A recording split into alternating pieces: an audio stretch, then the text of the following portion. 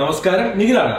നിങ്ങളുടെ ബിസിനസ് അല്ലെങ്കിൽ ഒരു പ്രൊഡക്റ്റ് അല്ലെങ്കിൽ ഒരു മാനുഫാക്ചർ ആണെങ്കിൽ നിങ്ങൾ അതിനെ എങ്ങനെ മാർക്കറ്റ് ചെയ്യണം അല്ലെങ്കിൽ ഒരു ബ്രാൻഡ് ചെയ്യണം എന്ന് ഇപ്പൊ അന്വേഷിച്ചുകൊണ്ടിരിക്കുകയാണെങ്കിൽ ഐ ക്യാൻ ഹെൽപ്പ് യു. എങ്ങനെയാണെന്ന് വെച്ചാൽ നിങ്ങൾക്ക് ഒരു ടിപ്പ് ഞാൻ പറഞ്ഞുതരാം. ഇപ്പൊ നിങ്ങൾ അഡ്വർടൈസ് ചെയ്യുമ്പോൾ നിങ്ങളുടെ പ്രൊഡക്റ്റിന്റെ കോമ്പറ്റീറ്റേഴ്സ് ആരൊക്കെയാണ് നിങ്ങൾ കൃത്യമായിട്ട് ഐഡന്റിഫൈ ചെയ്യാം.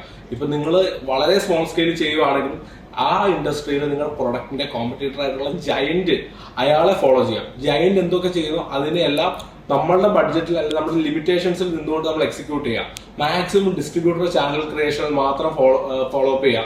അല്ലാതെ നമ്മൾ ഡയറക്റ്റ് സെയിൽസിൽ അധികം കോൺസെൻട്രേറ്റ് ചെയ്ത് ഡിസ്ട്രിബ്യൂട്ടർ ചാനൽ വഴി അപ്പോൾ എന്താ മാക്സിമം സ്ഥലത്ത് നമ്മുടെ പ്രൊഡക്റ്റ് പ്ലേസ് ചെയ്യും. അപ്പോൾ മാക്സിമം നമ്മുടെ പ്രൊഡക്റ്റിന്റെ വിസിബിലിറ്റി മാർക്കറ്റിൽ എത്തിക്കുക. അപ്പോൾ ഓട്ടോമാറ്റിക്കലി നമുക്ക് മാർക്കറ്റിംഗ് വളരെ ഇമ്പോർട്ടന്റ് ആണ്. ഇതിനകത്ത് മാർക്കറ്റിംഗ് ചെയ്യുമ്പോൾ നമ്മൾ വെറുതെ ഒരു ഡിജിറ്റൽ മാർക്കറ്റിംഗ് ഏജൻസിയെ കൊണ്ട് ഡിജിറ്റൽ മാർക്കറ്റിംഗ് മാത്രം ചെയ്തിട്ട് കാര്യമില്ല. ഒരു പ്രൊഡക്റ്റ് ആണ് ചെയ്യുന്നതെങ്കിൽ ഡെഫിനറ്റ്ലി അതിന് ഫിസിക്കൽ പ്രസൻസ് നമുക്ക് കൊടുത്തേ പറ്റുള്ളൂ. ഫിസിക്കൽ ആയിട്ടുള്ള ഹോർഡിങ്സ് അല്ലെങ്കിൽ അതേപോലെ ഒരു സെലിബ്രിറ്റി വെച്ചിട്ടുള്ള ആഡ്, പിന്നെ അതേപോലെ തന്നെ നമുക്ക് ലൈക്ക് പത്രം, മീഡിയ, പ്രിന്റഡ് മീഡിയ, അങ്ങനെയുള്ള പല സ്ഥലത്ത് നമുക്ക് ചെയ്യാൻ പറ്റും. അപ്പൊ അവിടെ എല്ലാം നിങ്ങളുടെ പ്രൊഡക്റ്റിന്റെ പ്രസൻസ് ഉണ്ട്. അപ്പൊ നമ്മൾ ഏതൊരു പ്രൊഡക്റ്റ് അല്ലെങ്കിൽ എന്ത് സർവീസിനെ ആണെങ്കിലും പ്രൊമോട്ട് ചെയ്യും, ഫസ്റ്റ് അതിന്റെ പൊസിഷനിങ് വളരെ ഇമ്പോർട്ടന്റ് ആണ്. അതിന് നമ്മൾ വളരെ കൃത്യമായിട്ട് അഡ്വർടൈസ്മെന്റ് എവിടെയൊക്കെയാണ് പൊസിഷൻ ചെയ്യുന്നത്, ഏത് മാർക്കറ്റിലാണ് നിങ്ങൾ പ്ലേസ് ചെയ്യുന്നത്, ആ മാർക്കറ്റിനെ കുറിച്ച് നിങ്ങൾ മനസ്സിലാക്കി ആ മാർക്കറ്റിൽ ആളുകൾ എന്ത് ബേസ് ചെയ്തിട്ടാണ് പർച്ചേസിങ് നടത്തുക. ഇപ്പൊ ചിലപ്പോൾ ചില സൂപ്പർ മാർക്കറ്റ് തന്നെ ആളുകൾ ഓപ്റ്റ് ചെയ്യുള്ളൂ. അങ്ങനെയാണെങ്കിൽ ആ സൂപ്പർ മാർക്കറ്റിൽ നിങ്ങളുടെ പ്രൊഡക്റ്റ് നിങ്ങൾ പ്ലേസ് ചെയ്തേ പറ്റുള്ളൂ.